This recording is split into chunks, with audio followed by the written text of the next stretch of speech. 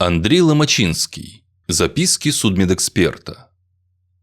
Раз хлорид, два хлорид. В прошлой истории мы посмеялись с естественного желания принять какой-нибудь химреактив. Но там о курении речь шла. А вот с приемом внутрь, в смысле через рот, такая ситуация, какой бы абсурдной ни казалась со стороны, в реальной жизни вполне вероятна. Оказывается, пьет народ химреактивы. И вовсе не с тем, чтобы с жизнью покончить, а даже вполне наоборот, чтобы здоровьице поправить, подлечиться самостоятельно. И вот что иногда с такими умниками происходит. В Ленинграде городе был такой институт, химико-фармацевтический. На студенческом жаргоне это заведение прозывалось таблеткой. Оно и сейчас там есть, и среди студентов все так же называется. Хотя официально ЛХФИ нынче переименовали в Академию. Для солидности, что ли. С развалом Союза мода на институты как-то сразу прошла. Сейчас куда ни плюнь, одни академии. А глупых студентов в нынешних академиях хватает. Хотя они и раньше повсеместно встречались, но при советах их процент как-то поменьше был. Сергей Цыплаков учился на первом курсе провизорского факультета. Успеваемость весьма средняя, но на стипендию тянет. Однако Цыплаков в группе считался эрудитом, знатоком лекарственных форм и провизорского дела. Ничего подобного будущие фармацевты еще не изучают. На первом курсе идут базисные предметы, типа физколлоидной и неорганической химии. Чтобы подчеркнуть прирожденную склонность к аптекарскому делу, Сережа постоянно охотился за умными словами и отдельными фактами о лекарствах. Особенно богатым источником были разговоры его старшей сестры-отличницы, что училась в той же таблетке на выпускном курсе. Своей эрудицией он небрежно щеголял к месту и не очень, что на первокурсников, а особенно на первокурсниц, производило определенное впечатление. «А ну, задвинь молоденькой девчушке.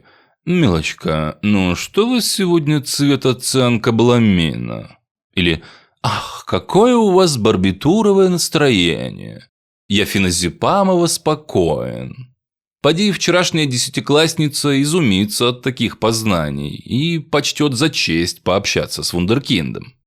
Вот раз была у этих провизоров-первокуров лекция по определению кислотности среды. Самые азы физхимии растворов. Читали про так называемый каламельный электрод. Штуковину, чем эту самую кислотность меряют. И вот коснулись непосредственно каламели. Рабочего вещества, что в том электроде используется. Об химии каламели лектор рассказал весьма подробно. Мол, так и так, каламель – это старое название хлорида ртути, малорастворимого соединения хидраргирум-2, хлор-2. После чего принялись разбирать мудреные тонкости. Как этот хлорид растворяется, что будет, если через него ток пропустить, и как с этим связана пресловутая кислотность. После лекции Цыплаков отправился к сестричке по каким-то своим делам. Та спросила, что сегодня на лекции было. Да мура, долдонили про какую-то каламель. Тут сестрица и просветила братца. Рассказала очередной фактик для его ненасытной эрудиции. Оказывается, раньше каламель использовали как лекарство, легкое слабительное. Особенно оно было популярным у дворян, любящих обильные застолья. Прием каламели гарантировал от сновидений со слонами после званого ужина. Например, Крылов, тот, что басни писал, умер от обжорства, объелся рябчиков в тесте. Менее известен другой исторический факт, что в скорбный день у поэта закончилась каламель на жженом сахаре, прописанная ему исключительно для таких случаев. Любил гений поесть, и тот чересчур сытный обед для него уж чем-то особенным не являлся. А вот без лекарства ситуация, как в народе говорят, не вырвать, не просраться. Сестра даже дозы назвала для пущей всезнайкости. Сережа эту информацию запомнил, чтобы, как всегда, при случае блеснуть перед однокурсницами. Случай представился скоро. Через пару дней была у первокурсников вечерняя лаба по неорганке. Лабораторное занятие на кафедре неорганической химии. Да время такое неудобное. Только закончится лекция, надо сразу бежать. Даже пообедать толком не успеваешь. И, как назло, в этот день Цыплаков проспал завтрак. Ну уж нет, еще и обедом жертвовать не стоит. Лучше на лабу опоздать. Отобедал он в студенческой столовке дешево и много.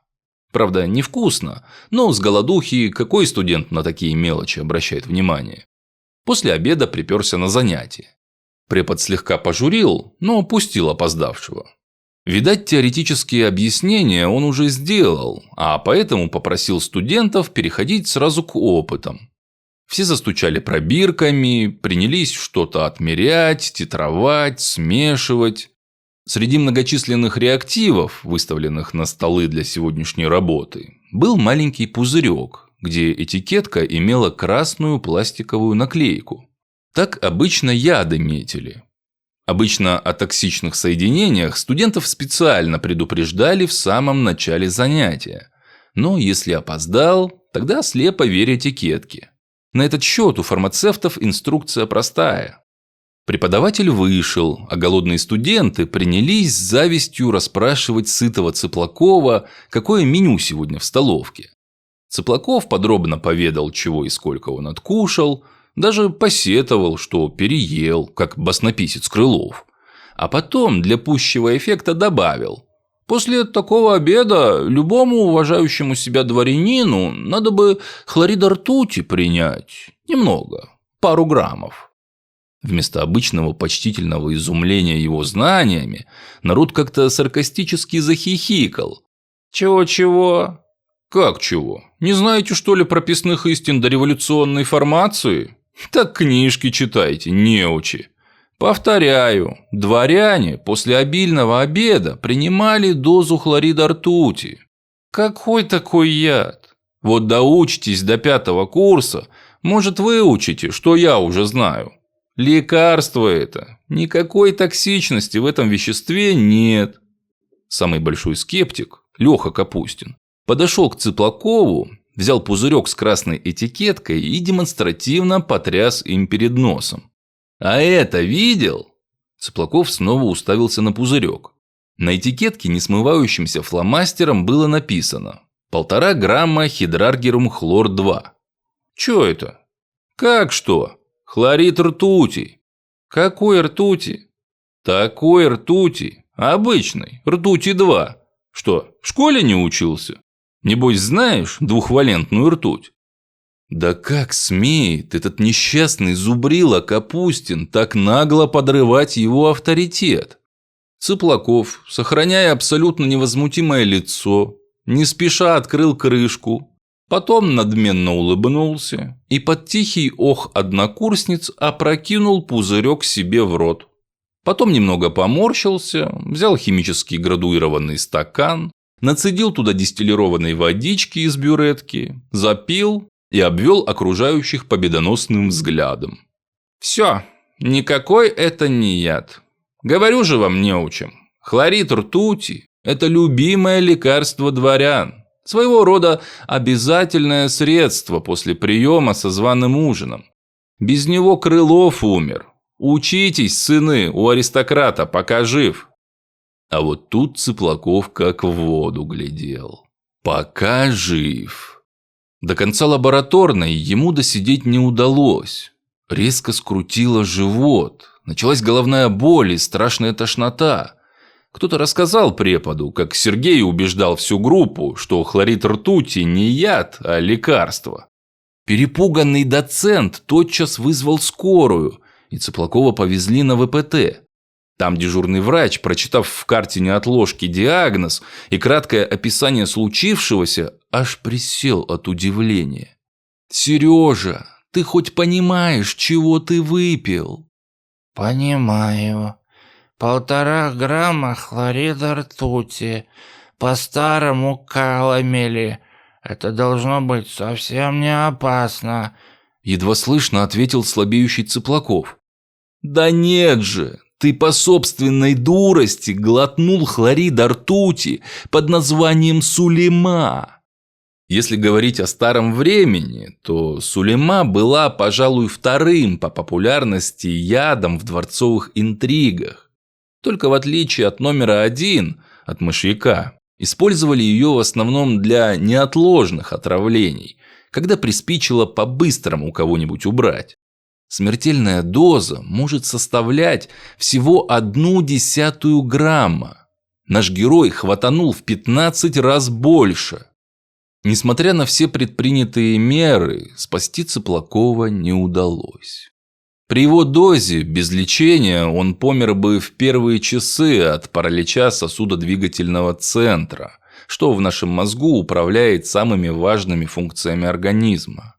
Однако самая интенсивная терапия ему слегка продлила жизнь.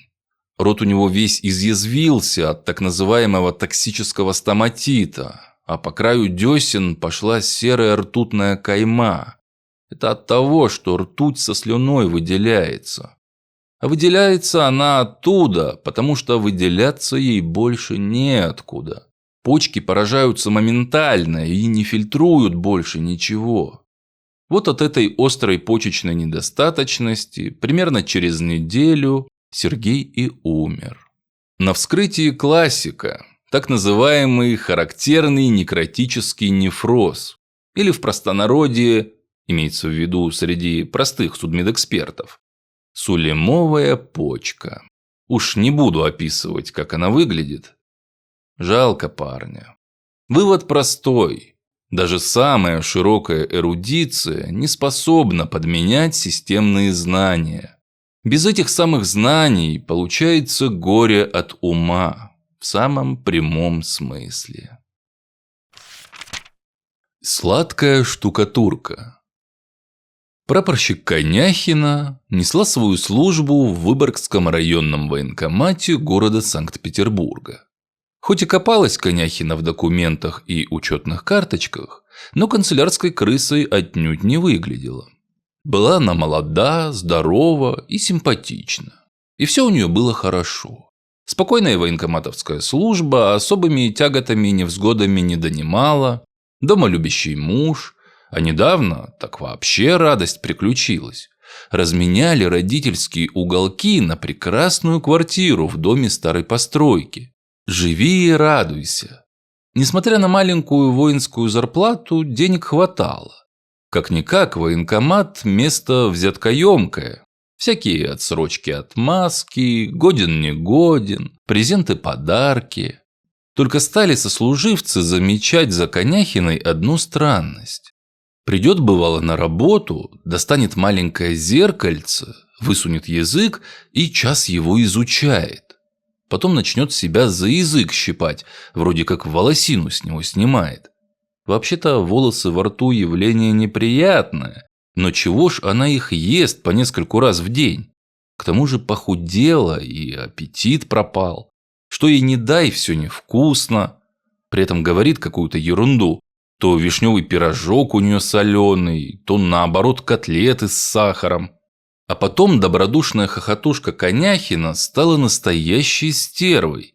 Любая мелочь ее раздражает, со всеми ругается, даже самому военкому спуску не дает. Стала таблетки от головной боли жрать пригоршнями. А уж если чего ее попросить, то в жизнь не сделает. Или сделает все не так, не память, а дырявое решето. Ни с того ни с сего у нее затряслись руки, как у законченной алкоголички.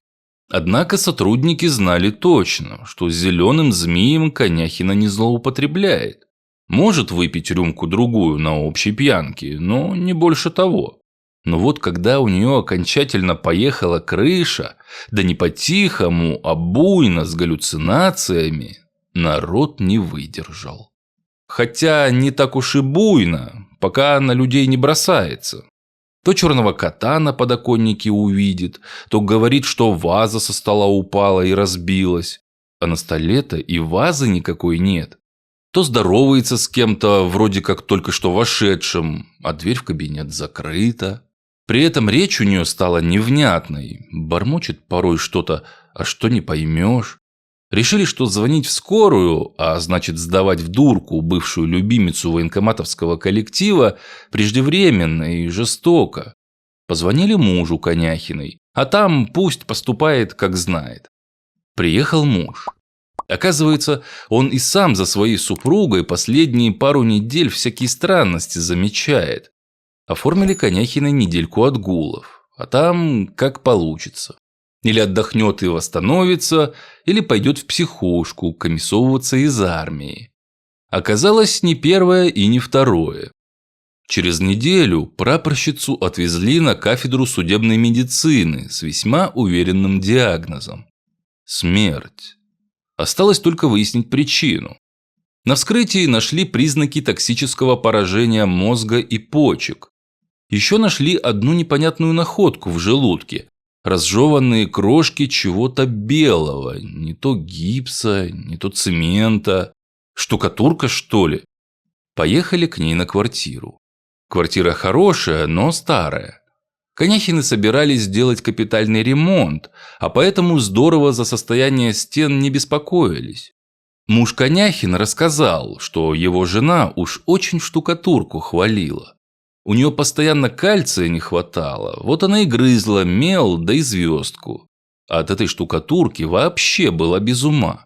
Все говорила: вот, умели же до революции люди штукатурку делать. И белая, и сладкая. Не то, что сейчас. И серая, и противная. Вот она и объела приличный кусок старой штукатурки прямо на кухне перед плитой. Взяли небольшой кусочек с того места. А как проверили, так и обалдели. В звездку-то свинцовых белил намешано. Послали и трупный материал анализировать на тяжелые металлы. Теперь причина смерти ясна. Хроническое отравление свинцом.